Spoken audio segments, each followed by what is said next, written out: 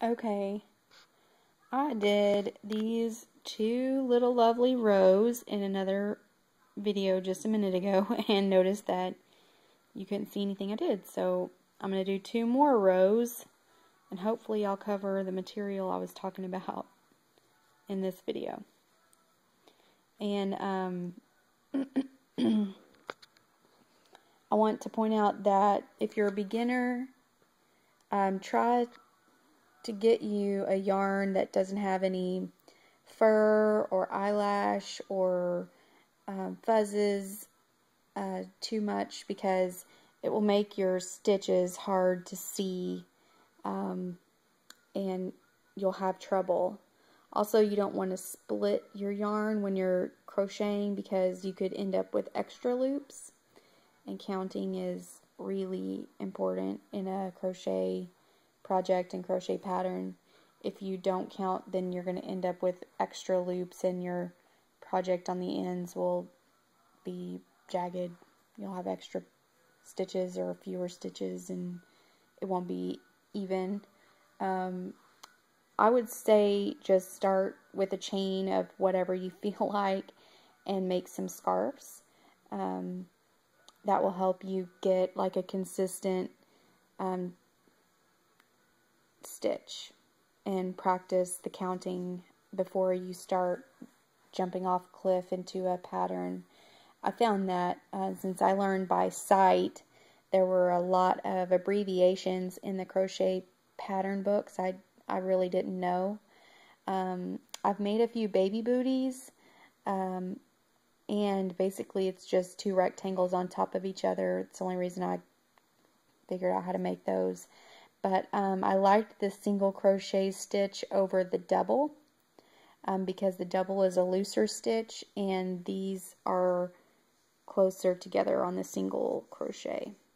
And to me it just seems to go faster on the single crochet. And the way I learned is I sat at the back of the salon. That's what I was doing, waiting for walk-ins, and I would just do a single crochet of however many chains that I felt like I wanted until the end of the yarn, and that's how I learned. So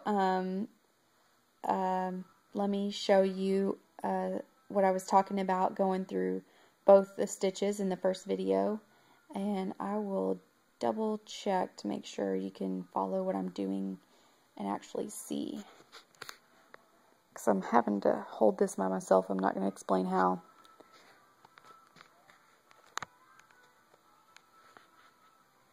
Okay.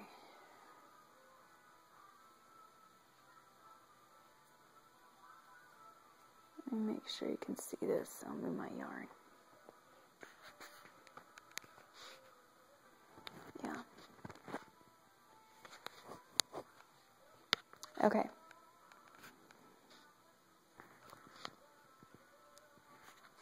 Okay.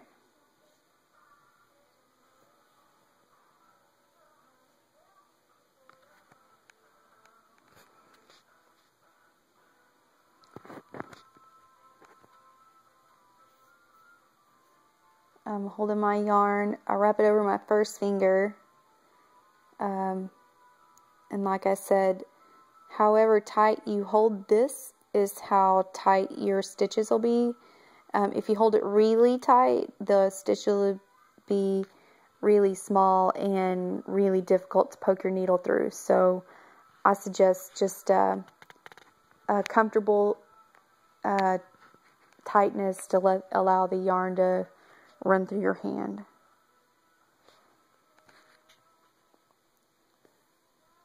Like so. Okay. Okay, this is what I was talking about. There's my +1 right here, my little chain. This is the actual stitch, and let me make sure you can see this where I messed up last time. Okay.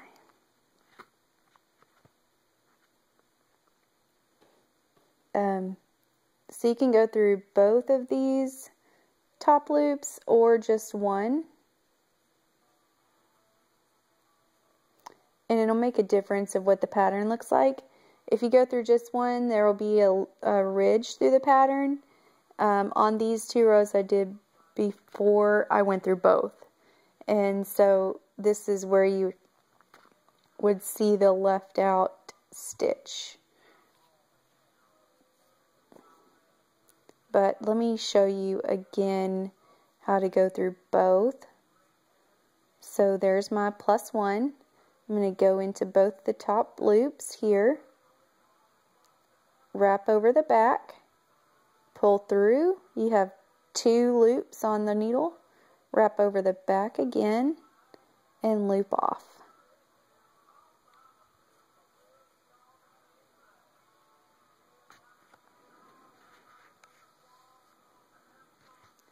Let me try that again.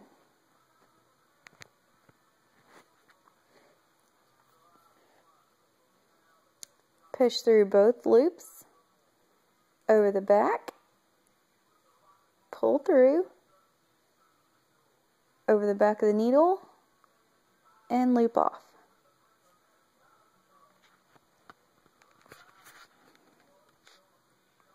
Gosh, are you going to be sick by the end of this? Okay.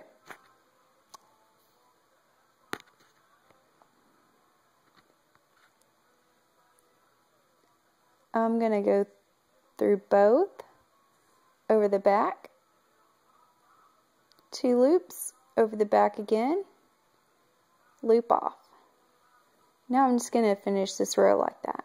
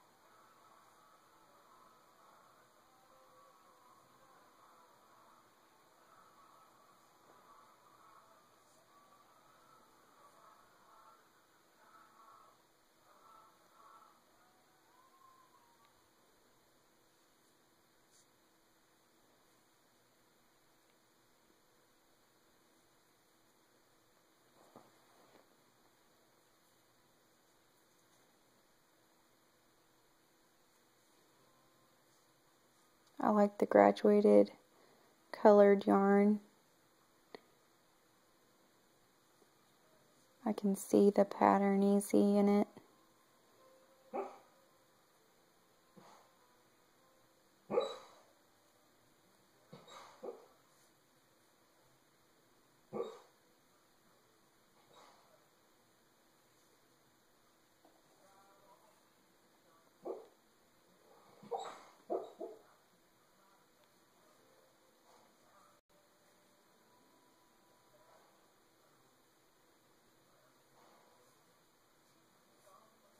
I started this when ponchos are big. I made a poncho also.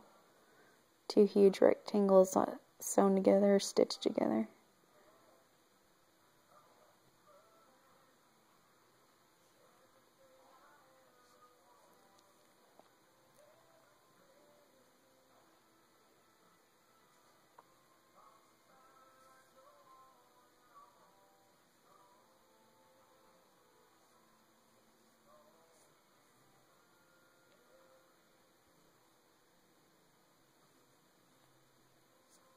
Okay, coming to the end. 23.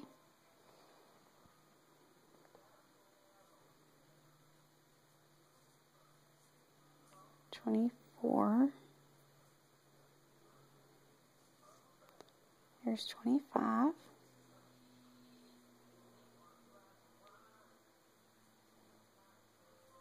+1. And I'm going to turn.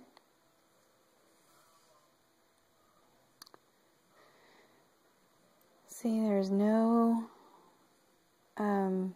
ridge in the stitch. All you're seeing here are the knots.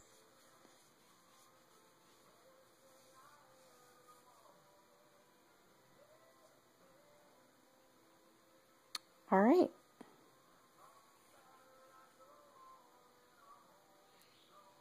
That's all for now. I'll come back and show you how to do this through the just one side of the top and show you what that looks like.